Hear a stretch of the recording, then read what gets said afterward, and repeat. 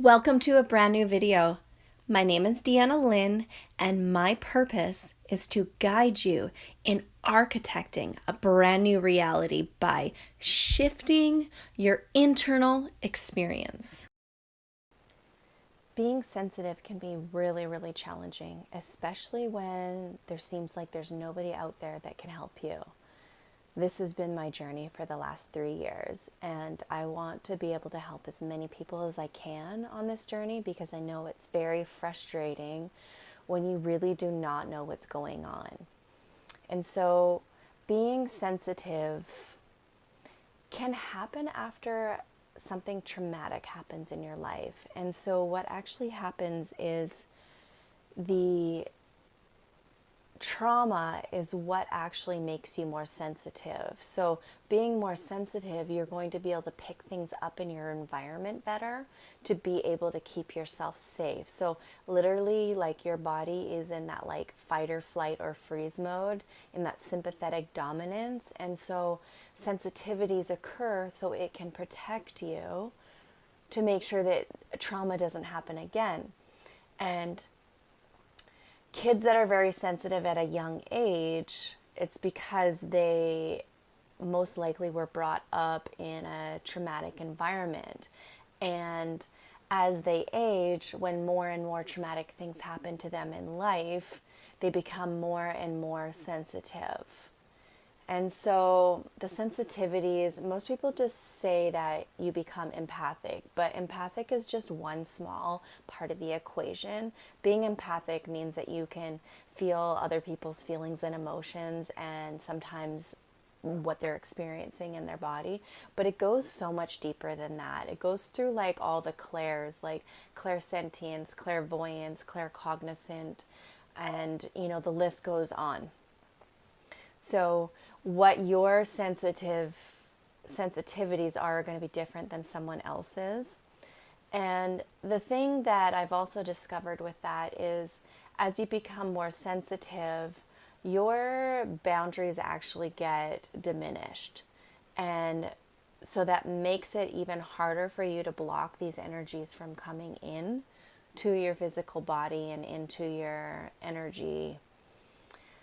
So it's a matter of first even just like recognizing, okay, I'm super sensitive and my boundaries, have been totally crossed through these traumas that I've experienced in my life. And so now I don't even have any boundaries. So what we need to do is we need to recreate these boundaries, or create the boundaries that you never were taught to have in your life, right?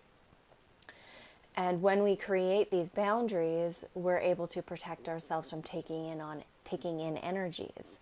And like I said, the energies that you're taking on are, completely different from every single person. And it's just a discovery and really checking in what is yours and what is not yours.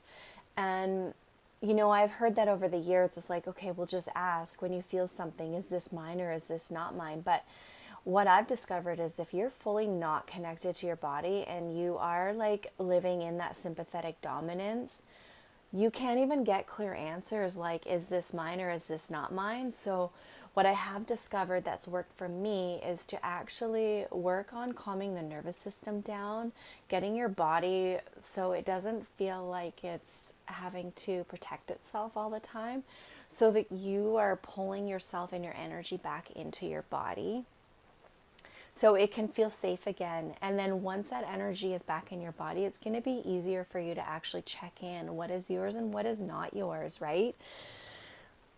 So I help clients to, discover what is actually going on. Like, why are you taking these energies on, and why don't you have boundaries? Let's go in and let's dive in and let's discover that, and really start to get you reconnected to your body and get that body out of that sympathetic dominance so that it knows that it's safe all the time. And then once we get connected to the body, then we can start diving in and be like, okay, what are these energies that you are actually taking in? And it's a real journey, and I mean, people can guide you through it, but literally, like, you have to figure it out on your own. And I know for me, that's why it's taken so long, to really dive in and discover all of this.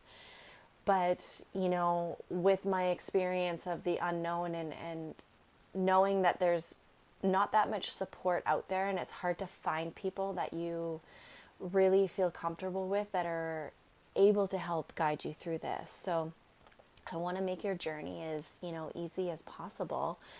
And just sharing, like what I've experienced and, helping you on your way with my own experiences. And something that I've discovered, recently is that I take on people's energies in my physical body like I feel it. And I literally feel like my whole frequency drops when I'm around certain people. And I was trying to figure out, like, well, why am I wanting to be spending all this time alone? Why do I not want to be around people? Because when I'm around them, I feel totally drained and I don't feel good. Like, I feel disgusting in my body. My body just aches and my mood shifts and my frequency just completely drops. And it's like literally like, it puts me into that like fight mode of the sympathetic dominance.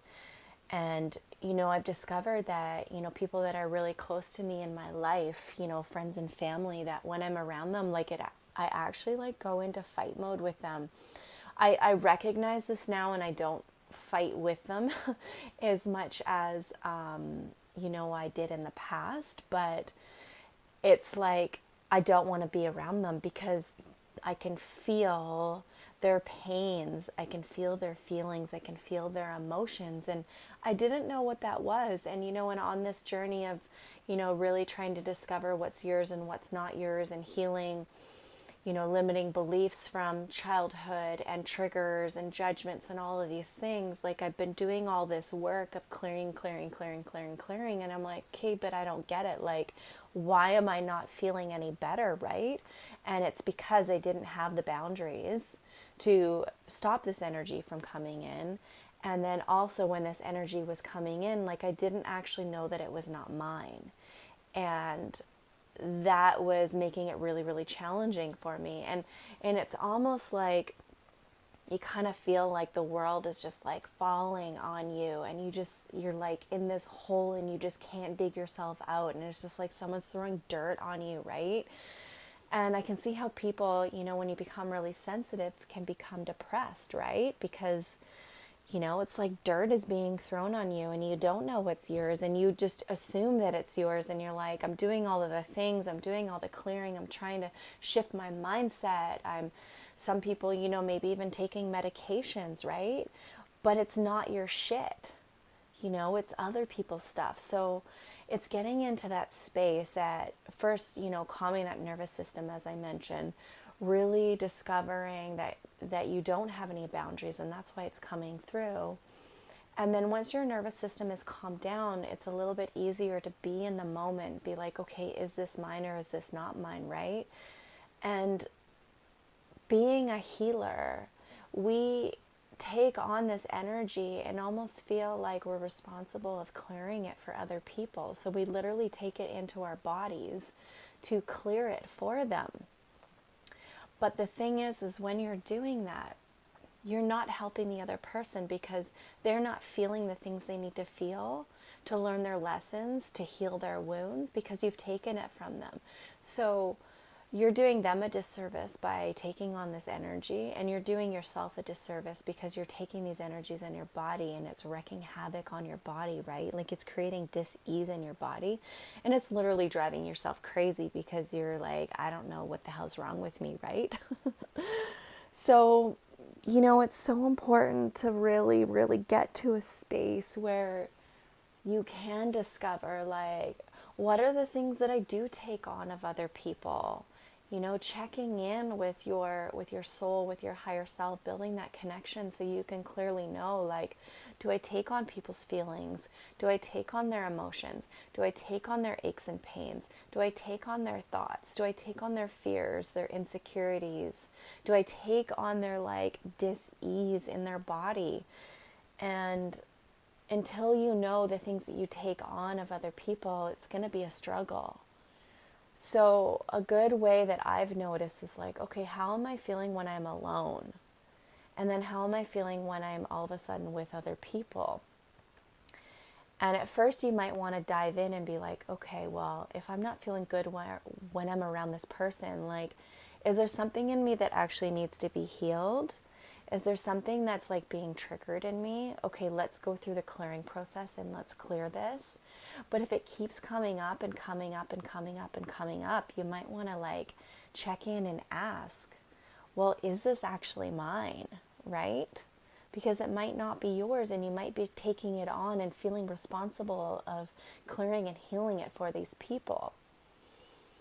And so this also, I've noticed this with being a healer and taking on clients, where I actually thought it was my responsibility to heal the person.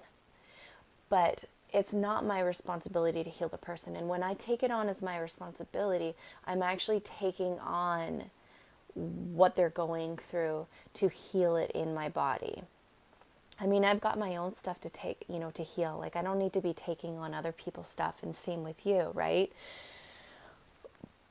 But what happens in the healing process is the people that you're helping and guiding to heal, the healing needs to actually happen within them. You are just a space. You are just a container for them to do the healing. You are creating a space of love where they feel comfortable, where they can go inside and they can actually work through these things. Because we're all here to learn our lessons, right? So when people can be in a space that they feel comfortable, that they can heal in, there's a better chance that they're going to heal their wounds.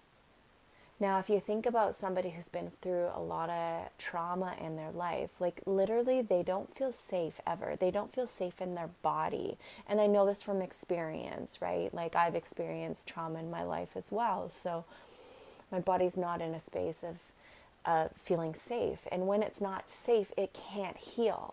So if you are a person who can create this space for someone to heal in and feel safe, they're going to like heal leaps and bounds when they're in their space, in your space, right? Because as soon as they're not in your space and they go out into the world, they have all those triggers and the traumas that are coming back, and they're not feeling safe. So being a healer is an incredible gift, but also make sure that you are stepping into a space of just being a healing, loving space for people, and you're not taking on their traumas, their aches, their pains, their emotions, their ailments, all of those things. You don't have to do that. It's not helping them heal. It's not helping you heal. It's not helping you be a healer, because when you actually take on these things from other people, you are no longer a loving space. So you are not able to be a space for them to heal. And so literally it's like the darkness is taking over. Now you both are like plagued with this darkness. So if you can set your boundaries and know that you are not responsible to take on these things from other people, you can be that light. You can be that strong, bright light that's going to help bring out the light in them, that's going to help transform the things inside of them that need to be healed. So I hope this really has helped you to, discover that you need to be in a space of love to heal, and that it is not your responsibility to take on other people's things. I know it's so hard to get that when you are a loving, caring, and nurturing person, because when you see someone in pain, like, you just want to make it better for them. You just want to take their pain away, right? But it's not helping anyone. And that is one of the biggest lessons that I have learned, on this healing journey of being a healer, and in my past relationship. Like, I wanted to take all his pain away from him. I wanted to do the work for him. I would try to guide him and help him through his healing journey, but it just took me out. it did not help me healing. So then you've got two people in a relationship that are, in this space of being in fight or flight or freeze all the time and are living this like traumatic experience. And it had to take me getting out of the relationship to fully see this, to fully see that even though I'm this loving and caring and nurturing person and I wanted the best for him and both of us, I was doing both of us a disservice. And it's such a hard pill to swallow. So really the only thing you can do in that situation is to send the person love. That is the only thing you can do to help someone heal. Because if they're not ready to heal, they're not going to heal. They're not going to hear the things that you have to say to help them. They're not going to accept the things that you are doing for them to help them heal. And if they do, it's going to bite them in the ass because it's going to come back because they didn't learn the lessons they needed to learn, okay? So do yourself a service, do the people you care about service, do the world service by just sending love and not taking on the responsibilities of doing the healing for other people and taking on their stuff. Thank you for listening, and I really hope that this has inspired you to really go within on your journey and, do your own healing work and set strong boundaries. Thanks for tuning in. If you enjoyed the content in this video, just hit the little like button underneath the video and feel free to leave me any comments and questions. I would absolutely love to get back to you. Hit that subscribe button to be notified of all future videos and content coming out.